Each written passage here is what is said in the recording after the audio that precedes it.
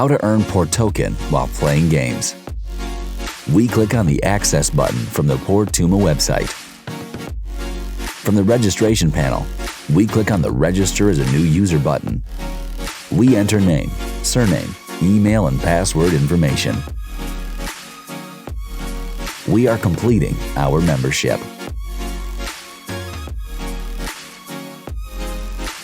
We enter accounts.portuma.com again.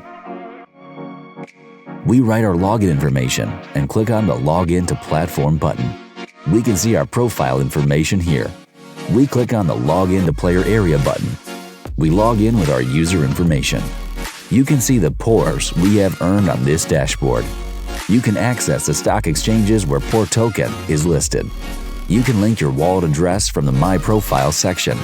You can see P2E integrated games in the Marketplace section. To register for the Gamer panel, go to accounts.portuma.com right now.